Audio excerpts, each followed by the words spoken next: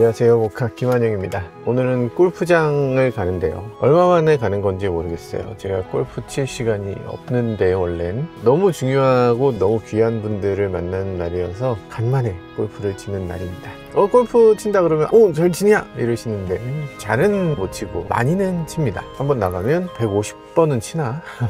말도 안 되는 정도로 칩니다. 길 안내 2000. 일단 차에 타서 목적지를 입력하죠. 현대가 마이현대라는 앱을 만들었는데 옛날에 블루링크라는 게 이제 마이현대로 바뀌었는데요. 블루링크는 이렇게 생겼고 마이현대는 이렇게 생겼어요. 마이현대가 훨씬 좋죠. 훨씬 예뻐요. 블루링크는 우리가 사용하면서 조금 불안한데 이런 느낌도 있었잖아요. 마이현대에선 거의 없습니다. 안정감이 훨씬 좋아졌어요. 이 앱을 쓰면 굉장히 많은 것들을 해소해 줍니다. 예를 들면 지금 저는 목적지를 차에 와서 입력했잖아요. 마이현대를 쓰면 집에서 앱을 통해서 목적지 입력하고 버튼 누르면 차에 그 목적지가 전송이 되어 있습니다. 전날에 한번 보잖아요. 다음날에 어디 가야 되는데 너무 막히지 않을까? 얼마나 막힐까? 이런 것들 고민하지 않습니까? 그래서 내일 아침 출발 시간에 갔을 때 몇 시간 걸리는지 내비게이션 같은 데 찍어 보잖아요. 마이현대를 눌러서 목적지 입력하시고 여기 얼마 걸립니다. 차로 전송할까요? 네. 이러면 끝나는 거예요. 아침에 차에 딱 타면 내비게이션이 이미 세팅돼 있어. 그냥 운전하고 나가면 됩니다. 로그. 이런 것도 재밌네. 가까운 충전소를 계속 보여주게 만든 거. 이것도 잘했네요. 인터페이스는 좀 이상하죠? 하나만 보여줘요. 더보기 누르면 이렇게 나옵니다. 좀 이상하죠? 지금 현대차 인터페이스가 혼란스러운 이유는 원칙이 없어서 그래요. 내비게이션의 다음으로 넘어가려면 이렇게 하자. 이전으로 가려면 어떻게 하자. 이런 식의 그 원칙을 정해놓고 시작해야 되는데 원칙이 따로 없고 그때그때 그것에 맞춰서 하니까 이건 저렇게 되고 저건 저렇게 되고 그래서 혼란스러운 겁니다. 일관된 규칙을 정해줄 필요가 있어요.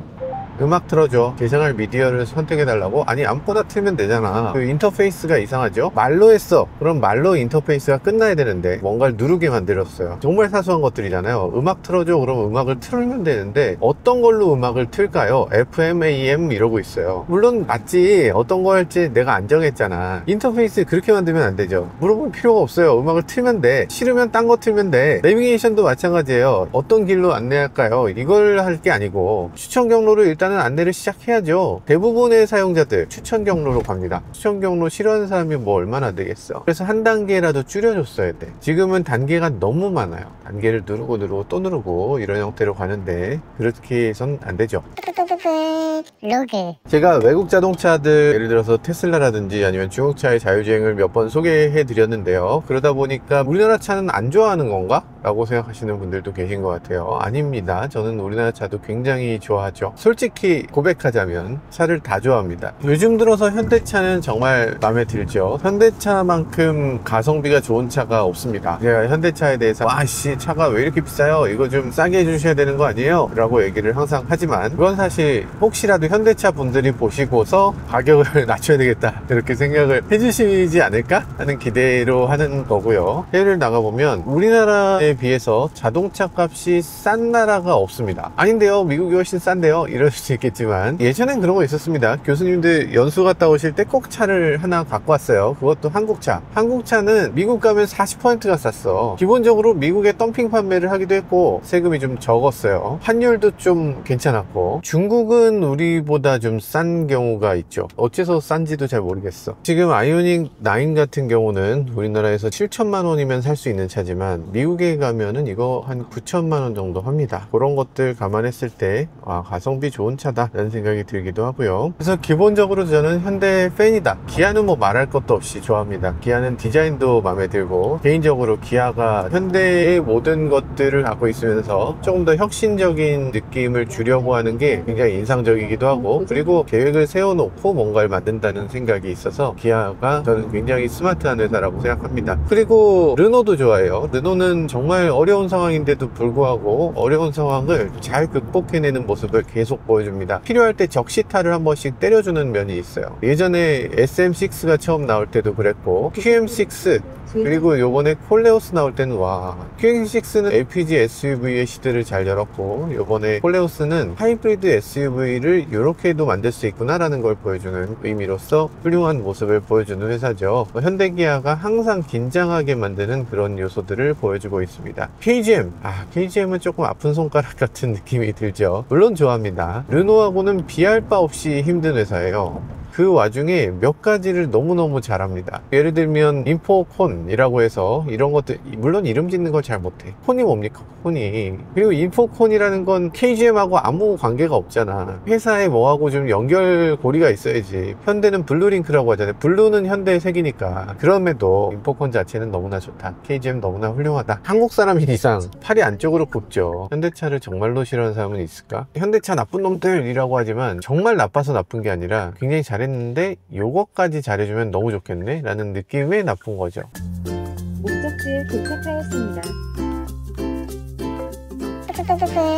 로그. 지금 새로운 고속도로 한번 와봤고요. 세종 포천 고속도로인데 이 고속도로는 시속 120km까지 갈 수 있는 고속도로입니다. 우리나라에서 가장 빠른 고속도로라고 할 수 있죠. 우리나라만큼 도로가 느린 나라가 별로 없죠. 미국이나 유럽이나 다 시속 130km까지 갈 수 있습니다. 한국과 일본이 속도가 느려요. 우리나라는 지금 경부고속도로 이만하게 뚫려 있고 정말 시야가 빵 뚫려 있는 이런 도로에서도 시속 110km, 140km로 가도 전혀 문제가 없을 것 같은데, 물론 제한속도는 그 속도로 가라는 게 아닙니다. 지금 우리는 제한속도라는 걸 완전 오해하고 있어요. 제한속도로 가라는 게 아니잖아요. 제한속도까지 갈 수 있고 그 이하로 가라는 겁니다. 시속 200km 도로를 만들어 놔도 200km로 가는 사람은 소수밖에 안 되는 거예요. 그게 맞는 겁니다. 원래 그렇게 하는 거예요. 차가 왜 제한속도로 다 똑같이 달려? 여기서 1차로의 아이러니 이런 게 생기죠. 시속 100km를 넘게 달릴 수가 없는 상태에서 1차로는 추월차로입니다. 그러면 1차로로 내가 갈 때 뒤에 차가 오면 비켜줘야 되는가 말아줘야 되는가? 내가 왜 범법자가 길을 갈 수 있도록 차를 회피해줘야 되죠? 이상하죠? 그러면 그걸 추월하는 사람은 이 사람이 시속 100km로 가고 있는데 어떻게 추월을 합니까? 그렇잖아요. 좀 웃기지 않습니까? 고속도로 최고속도를 높여야 됩니다. 속도를 높이면 사고가 나지 않냐 라고 하는데, 사고 나는 이유는 졸음운전하다가 딴 데 보다가 딴짓 하다가 이러다 사고가 나는 거예요. 스마트폰보다 사고 나는 겁니다. 과속도 과속이라고 하는 영역을 좀 높여줄 필요가 있어요. 자동차 최고속도는 시속 200km 이상으로 갈 수 있도록 만듭니다. 그리고 도로도 140km까지 달릴 수 있는 도로인데 나는 140km로 갈 자신이 없는데요? 그럼 100km로 가시면 되죠. 1차로로 그렇게 빠른 속도로 나는 가고 싶지 않아, 기름값이 너무 많이 들어, 아니면 차가 불안정해 라는 사람들이 나오면 그 사람들은 2차로로 비켜야 되겠죠. 그래서 1차로 추월차로로 다시 돌려줄 필요가 있어요. 지금은 1차로는 추월차로도 아니고 모든 사람이 다 똑같이 주행하는 차로, 오히려 더 막히는 차로가 되고 있죠.